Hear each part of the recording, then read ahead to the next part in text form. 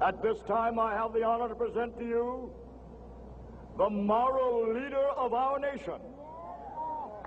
I have the pleasure to present to you Dr. Martin Luther King, Jr.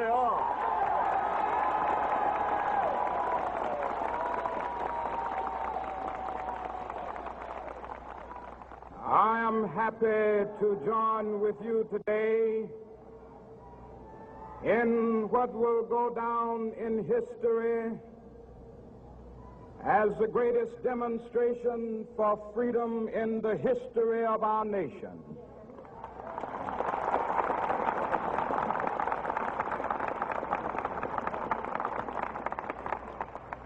Five score years ago, a great American in whose symbolic shadow we stand today signed the Emancipation Proclamation. This momentous decree came as a great beacon light of hope to millions of Negro slaves who had been seared in the flames of withering injustice. It came as a joyous daybreak to end the long night of their captivity. But 100 years later, the Negro still is not free. 100 years later, the life of the Negro is still sadly crippled by the manacles of segregation and the chains of discrimination. 100 years later, the Negro lives on a lonely island of poverty in the midst of a vast ocean of material prosperity. 100 years later, the Negro is still languished in the corners of American society and finds himself in exile in his own land. And so we've come here today to dramatize a shameful condition.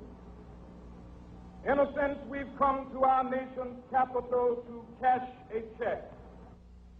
When the architects of our republic wrote the magnificent words of the Constitution and the Declaration of Independence, they were signing a promissory note to which every American was to fall heir. This note was a promise that all men, yes, black men as well as white men, would be guaranteed the unalienable rights of life, liberty, and the pursuit of happiness.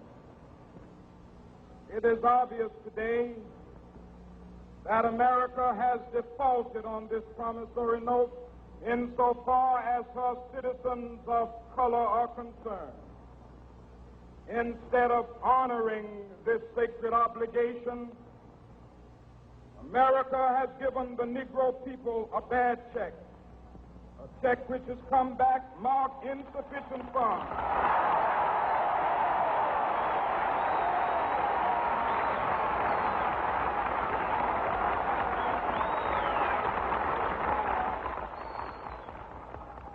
But we refuse to believe that the Bank of Justice is bankrupt. We refuse to believe that there are insufficient funds in the great vaults of opportunity of this nation. So we've come to cash this check, a check that will give us upon demand the riches of freedom and the security of justice.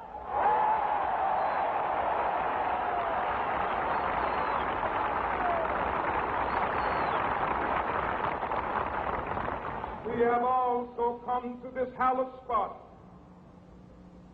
to remind America of the fierce urgency of now. This is no time to engage in the luxury of cooling off or to take the tranquilizing drug of gradualism.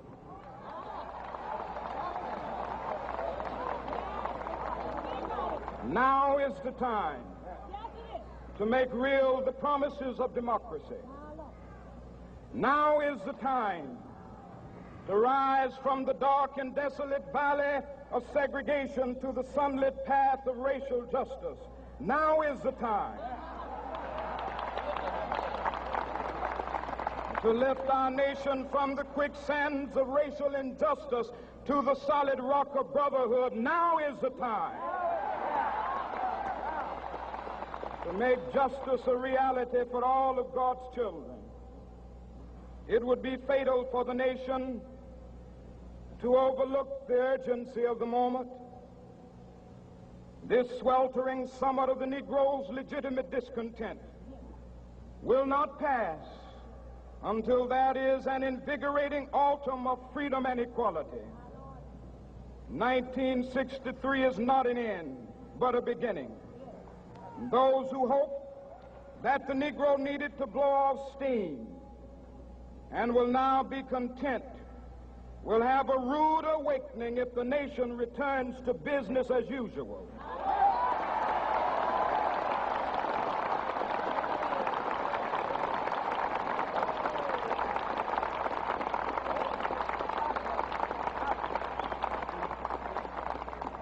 There will be neither rest nor tranquility in America until the Negro is granted his citizenship rights. The whirlwinds of revolt will continue to shake the foundations of our nation until the bright day of justice emerges. But that is something that I must say to my people who stand on the warm threshold which leads into the palace of justice. In the process of gaining our rightful place, we must not be guilty of wrongful deeds. Let us not seek to satisfy our thirst for freedom by drinking from the cup of bitterness and hatred.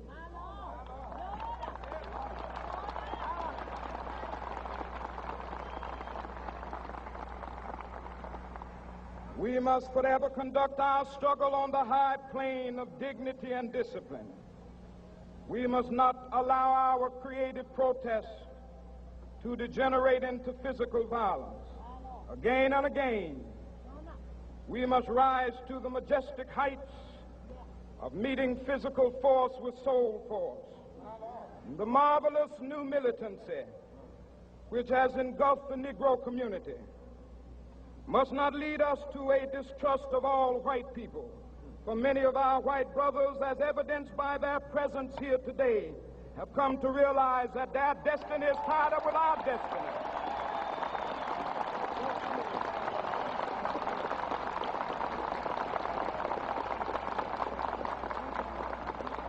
And they have come to realize that their freedom is inextricably bound to our freedom. We cannot walk alone. And as we walk, we must make the pledge that we shall always march ahead. We cannot turn back. There are those who are asking the devotees of civil rights, when will you be satisfied? We can never be satisfied as long as the Negro is the victim of the unspeakable horrors of police brutality. We can never be satisfied as long as our bodies, heavy with the fatigue of travel, cannot gain lodging in the motels of the highways and the hotels of the cities.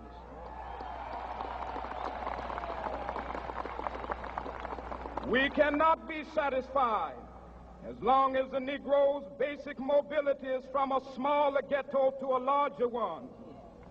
We can never be satisfied as long as our children are stripped of their selfhood and robbed of their dignity by signs stating for whites only.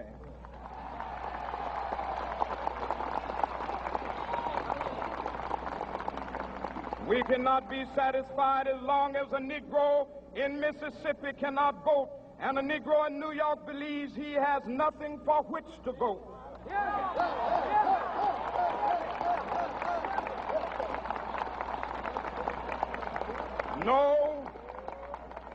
No, we are not satisfied, and we will not be satisfied until justice rolls down like waters and righteousness like a mighty stream.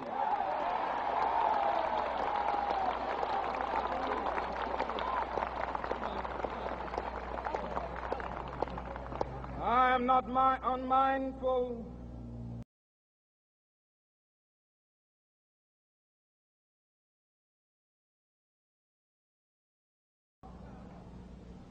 some of you have come fresh from narrow jail cells.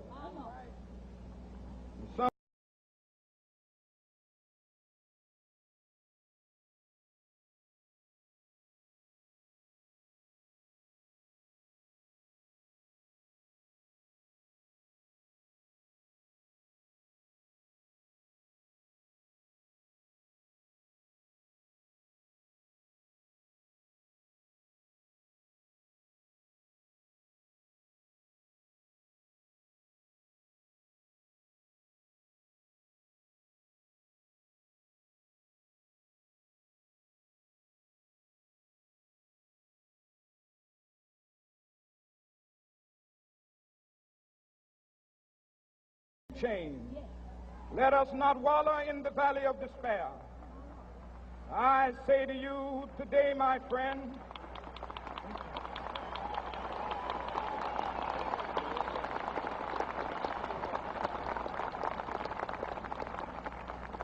so even though we face the difficulties of today and tomorrow, I still have a dream. It is a dream deeply rooted in the American dream. I have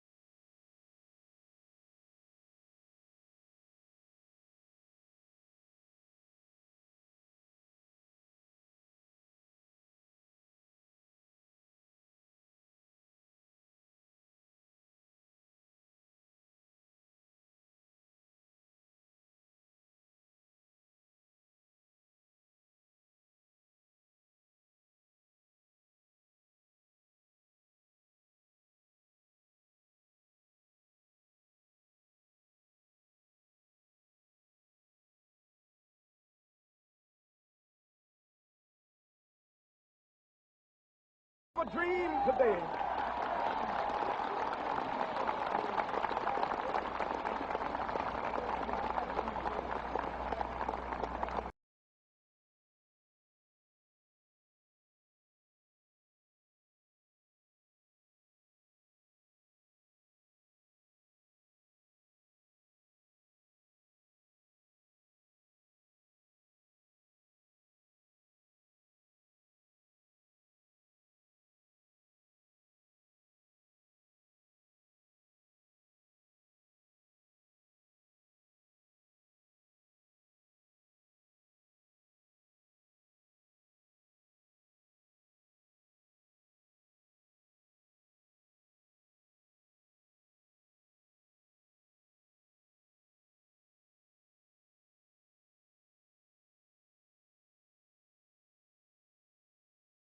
Be revealed, and all flesh shall see it together. This is our hope. This is a faith that I go back to the South with. With this faith, we will be able to hew out of the mountain of despair a stone of hope. With this faith, we will be able to transform the jangling discords of our nation into a beautiful symphony of brotherhood.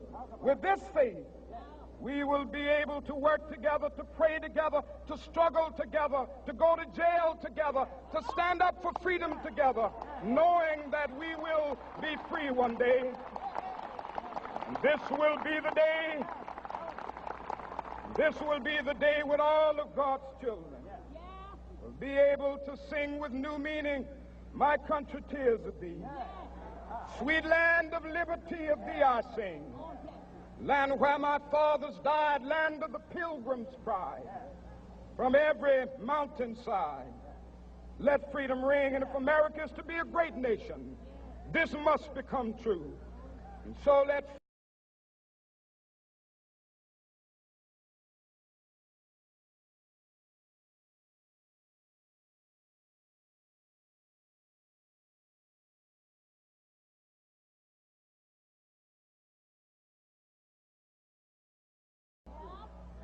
freedom ring from the curvaceous slopes of California. But not only that,